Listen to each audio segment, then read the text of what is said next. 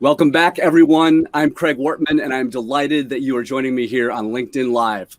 This is part 2 of my series on how to read a book, also known as how to be the most interesting person in any room.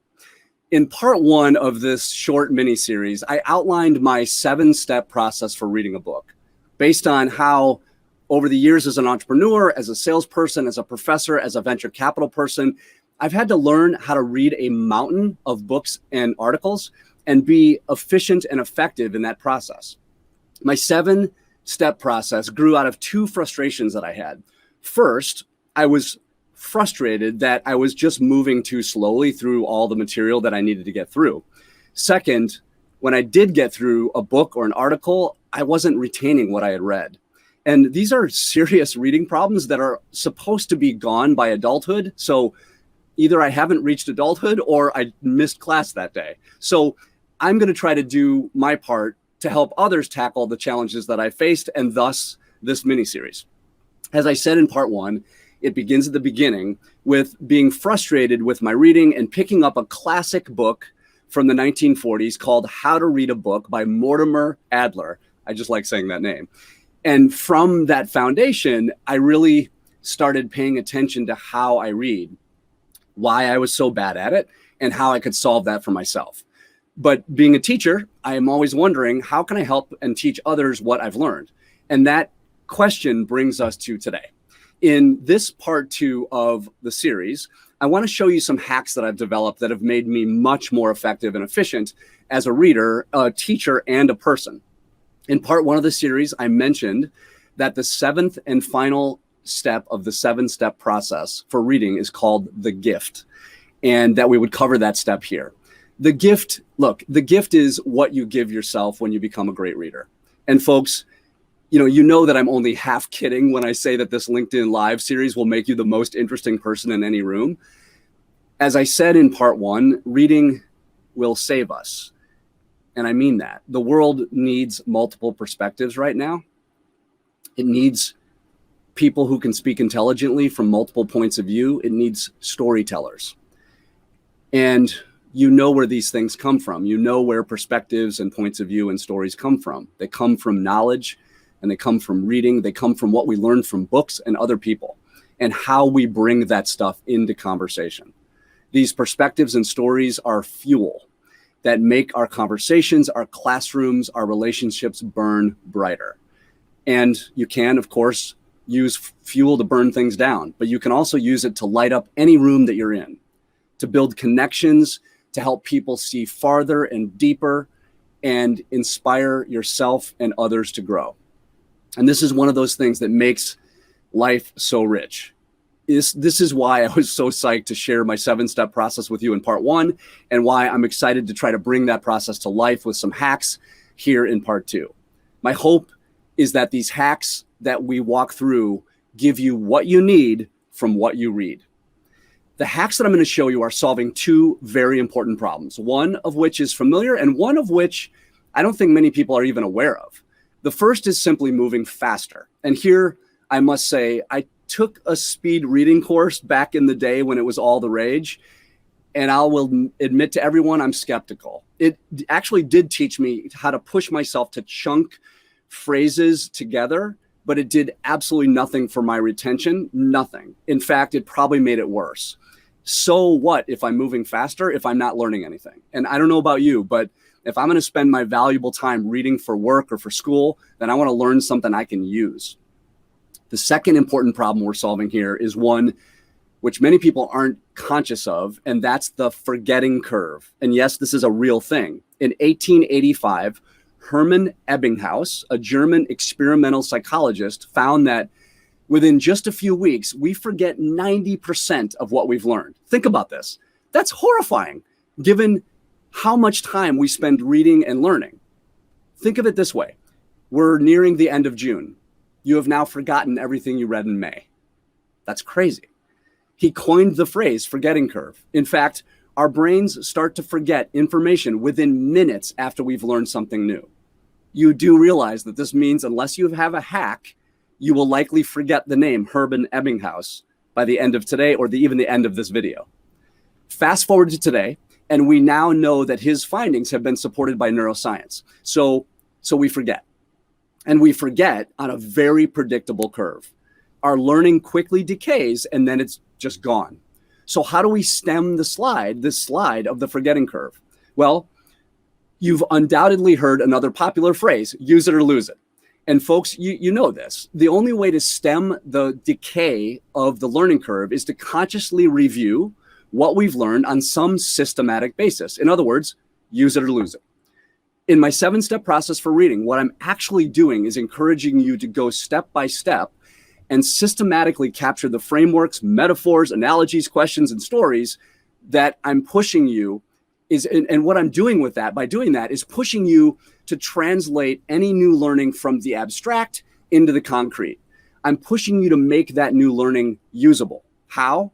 By creating what we call retrieval cues. These are cues or clues that our brains use to recall information that we've learned. And the best retrieval cues are things that are concrete, like frameworks and stories. These steps in our process here flatten the forgetting curve because your brain has something sticky to attach to. And by encouraging you to capture these frameworks, metaphors, stories in the first place, I'm not so subtly forcing you to begin the process of what's called spaced repetition. Science has shown us that spaced repetition flattens the forgetting curve because in the process of revisiting any new information that you're learning, any new learning over and over, we simply remember more. That's pretty obvious. Okay, so now let's quickly look at the curve that's way more fun. We also have a learning curve. And yes, that guy whose name you've already forgotten coined this term too.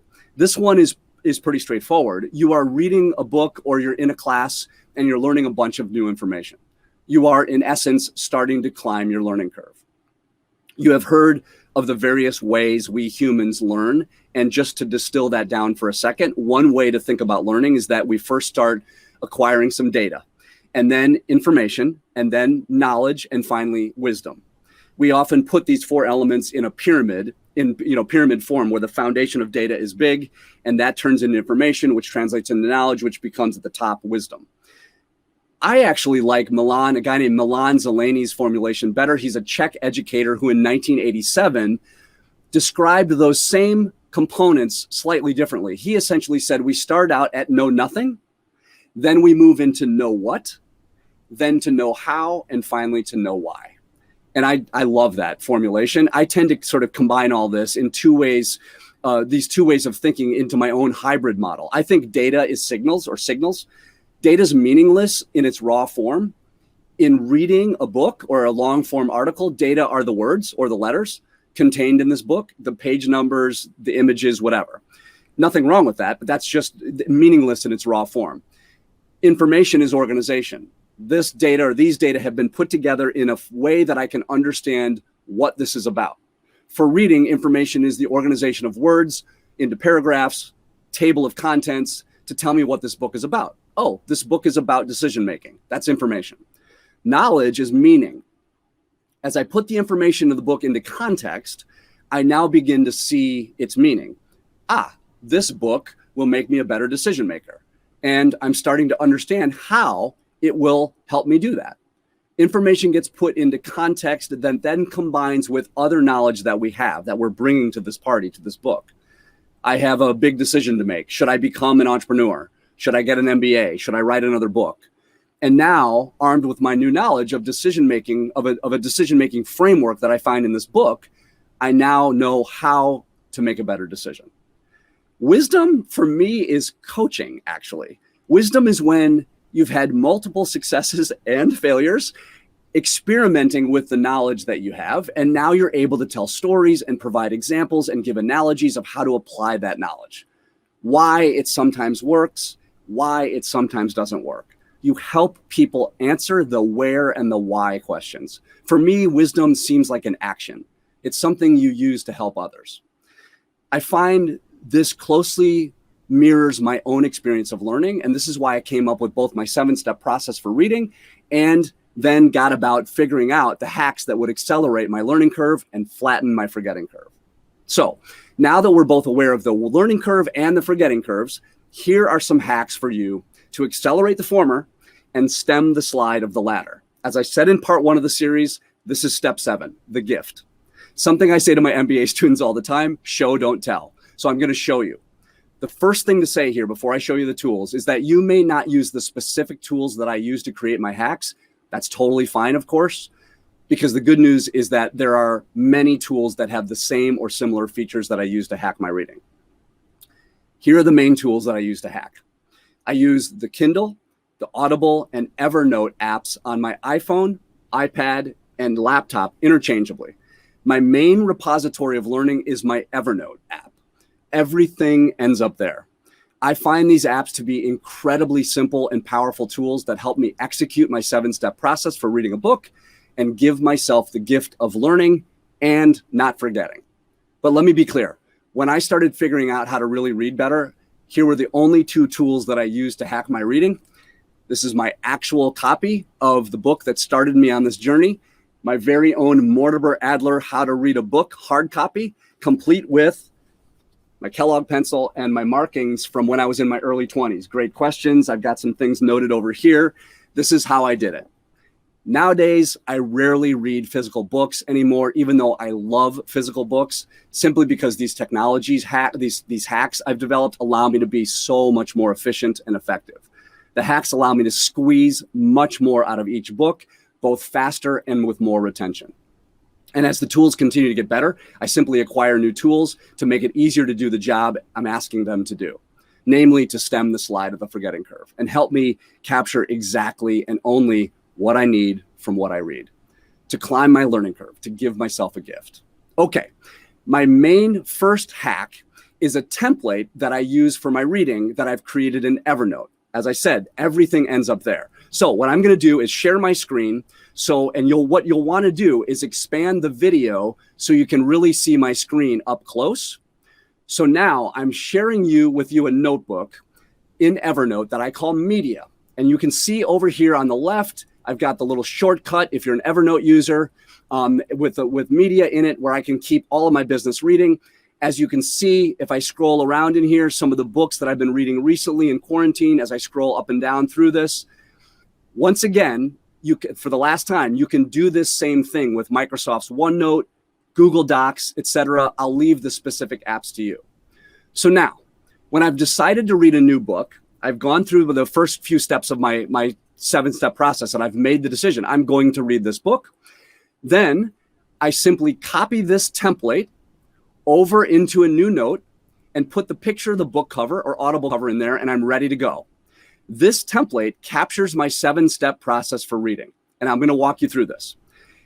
As you can see here, as I scroll down through this, you'll just note that I've got most of my 7 steps captured in this template, with the exception of steps 2 and 3, getting the gist of the book and making the decision to actually read the book. So everything else I need to squeeze all the value out of this book is right here, a place to capture the question that I'm asking the book to answer for me, the job to be done of this book, the frameworks, the metaphors, the analogies, the questions, and the stories. Now, another hack that you can see at the top here that falls inside my template is color coding. The Kindle app is super cool. It allows for 4 colors of highlights, and so I just use them to better follow my reading process. Parts I find interesting, those are in yellow. Quotes I want to remember or even make into slides are highlighted in orange. Blue highlights quickly bring my eye to metaphors or stories or analogies or good questions I want to remember. And pink to indicate research that I might be interested or I might need to cite in my own work. Now, if I scroll down, you'll see I have a section for raw notes, which is where I capture my notes from each book. And I'm going to show you how I do this. This is just my empty template that I cut and paste. Impact questions, where I try to take what I've learned from the book in the process of reading it and translate into what I call impact questions to spice up conversation, to spice up any room. And finally, other reading, where I capture any other reading suggestions the authors make in case I want to pursue this subject further. So as you look at this, you may be thinking, wow, this looks like a lot of work. Once you set it up, it's not. It's not at all. In fact, these hacks save me a ton of time, and I'll talk more about why in a minute. Now, as I read or listen to a book, I can cut and paste my notes, or I can record my notes into this document, and everything has its place. Now, here's what I'm going to do. Now I'm going to jump over to my iPhone screen. And again, you're going to want to blow this up. And as I pivot over here, you should now see my iPhone screen in a second. And I am going to show you the book Decisive. So now I'm in the book Decisive, and you should be seeing my iPhone screen. And what I'm reading along in the book Decisive, or I'm listening along. In this case, I'm reading along. And I see right here on this page some research that I may want to cite. So I highlight in pink. So now I go a bit further, and I see one of what they call the villains of decision making. I love that. And that is, they call it narrow framing. This is a metaphor. So I highlight that in blue. A few short pages later, I read a line that strikes me as a great quote. So I highlight this in orange. It's top of the next page. And a little farther along, this piece about confirmation bias, I just find interesting. So I highlight it in yellow. So this is just reading along that I'm sure you're familiar with. What I've thought through here are the different color coding so they jump out at my eye and make it easier to capture and retain the information. That's how I use color coding. It makes it much easier for me to capture what I need from what I read. Now, I'm not going to walk you through the other features of the Kindle app, but it's pretty darn powerful. But this power should be directed just into the service of what you need to learn out of this book. No more and no less. Two other hacks of the Kindle app that I'll just mention here feel like cheating. One is the search feature. If I go to the search feature here and I just simply search in Kindle for framework or analogy or story, I can use the Kindle app to often find these things that are part of my 7-step process. This will literally help you find the sticky things in this book that will help your learning curve. And then another hack, of course, if I just go back to the book itself, is you can look at what other people have highlighted. For instance, at the bottom of this page, you see those very light little highlights at the bottom, the underlines. That's what other people have found compelling about this book. And I might cut and paste those into the sections of my notes. Now, a caution. Don't only do that, because that is cheating. You're not actually reading. I just use these sometimes to either supplement my notes or, better yet, just to quickly scan and make sure I don't miss anything great. Okay, so I'm reading along and I'm cutting and pasting into my Evernote template. That is my main hack when I'm reading. But now, what if I'm on the train, on an airplane, in my car, I'm walking along? What if I'm listening to the book on Audible? How do I still capture my 7 steps in my Evernote template? Well, let me show you how to do that. Here, I simply have my Audible app open on my iPhone, and I'm going to switch books on you just for a second. I've got this book. I literally finished this book earlier today, called Persuasion. I'm a huge Robert Cialdini fan. The guy who wrote Influence, The Psychology of Persuasion, has updated what he understands from research in the book Persuasion, which I find fascinating. And I want to show you that how I simply use Audible and Evernote in conjunction. So I'm in Audible, I'm playing the book, and I've got my earbuds in, or my little AirPods, and I'm listening along. And in Evernote, here, I'm in my raw notes section of my Evernote template. And I'm going to scroll up so you can see this. So here you've got a template that I just cut and pasted from my other template I showed you in Evernote. And here I've got Persuasion. Now notice, I just finished this book. So the only thing that's in this book that's done are the questions I was asking of the book, the job to be done, and my raw notes from finishing the book. So some of this is verbatim out of the book. Some of this is just my own restatement of what Cialdini said as he was reading the book to me. These are my raw notes section. So there's a lot in here. Now, here's what's cool. As I'm listening to the book and the author tells a story, discusses a framework, or uses a metaphor, for instance, that I want to capture in my 7-step process, I simply hit the voice record button at the very bottom right. You see that little microphone in the bottom right? What that does, you may not know, is automatically pauses the audiobook. Even though I'm not in the Audible app, it automatically pauses the audiobook. And then I repeat or restate in my own words what the author just said. When I'm done, I hit the keyboard icon and the Audible book starts up again automatically without me having to go back and toggle to the Audible app at all. So you can see how this is working as we're doing this. This is a fantastic hack. It's a great hack. And realize what's so cool about you all. As I'm speaking my notes into Evernote, I'm starting the learning process by repetition, and I'm hammering away at my forgetting curve. I'm flattening my forgetting curve out. For the same reason that we learn more when we take handwritten notes, restating audibly what I've just learned into my own words helps the learning and retention process. What I've created is I've created a retrieval cue. Folks, I recommend using this particular hack on the train, on a walk, or sitting down somewhere. If you're driving, seriously, please be careful. Use good judgment.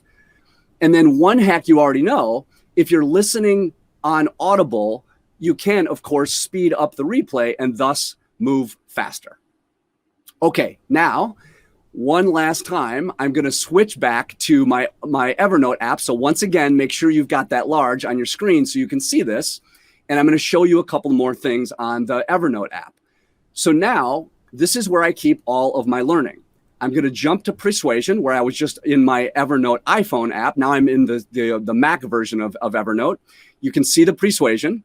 Remember, none of this is done, but now it's easy to go back over all of these raw notes. And I'm just going to scroll through this carefully or quickly, rather.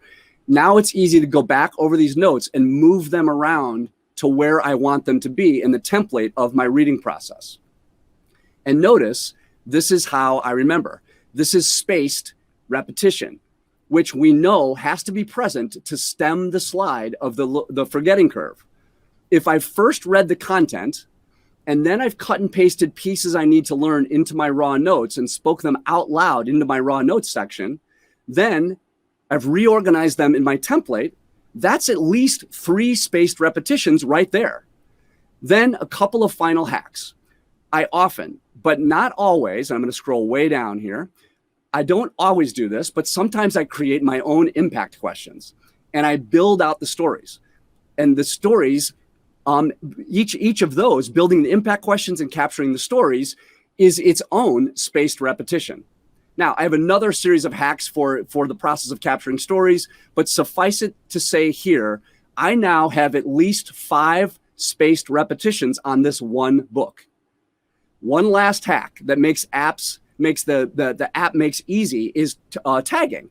If you notice at the very top of this screen, there's a little blue tag called decision making. Now I can search Evernote anytime using that tag and discover all of my reading and notes on decision making. Now, in case you've been wondering, this all took me less time than going through this book cover to cover and just reading. Why? Because in step 2 of my process, don't forget that one, it's not explicitly here in the template, but it's the step that will help you speed up. When you were deciding whether to read this book, step 2 gave you the gist of the book. And then combined with step 4's understanding of the frameworks or the conceptual map of the book, you get a sense for where to look and how to read this. What should I read of this book? Can I skip whole chapters? Can I slow down here? Can I speed up there? Just that step saves you more time than it will take to fill out your own template. And by the way, I finished this book today. I skipped the last chapter because I didn't need to read it. I had gotten that from the gist of the book. So I stopped at the second to last chapter. That saved me a bunch of time just there. Okay, now let me, as promised, show you a finished version of the template that I used that we discussed in part 1 of the series, the Heath Brothers book, Decisive, which I love. Here are my final notes from that book. You can see here that I capture a picture of the book cover. And by the way, it's yet another visual cue as to the book. And visual cues are retrieval cues. So they help me remember. And now I'll just scroll through this quick couple of pages of notes, all organized against my 7-step process. So you notice the question, the job to be done of this book. You can see that I've got everything I need here. I've got the author's frameworks and a couple of others that they mention. I've captured a bunch of metaphors, analogies, and questions, a whole bunch of them. I've done a little creative highlighting just to capture my eye. I've got and now I still have my raw notes. So here are the stories. I've still got my raw notes in here that I may want to revisit at some point. And I've got my impact questions all the way here at the bottom. And I've got my other reading that the authors referred to as I went through the book. Now, you may notice that I track the other books I've read, and they each have their own set of notes, of course. Each time I look at these notes, I'm getting another repetition and thus better recall. And now they're here at my fingertips forever. I am owning my learning curve and flattening my forgetting curve. This is a gift that keeps on giving. Now, imagine having done this with every book you've read over the past few years. In fact, some quick, easy math for you. If you read just 15 minutes a day, that roughly means that over 10 years, you will have read 120 books. Over 10 years. Imagine having all of that knowledge and wisdom literally at your fingertips. Okay, team, let's wrap this up.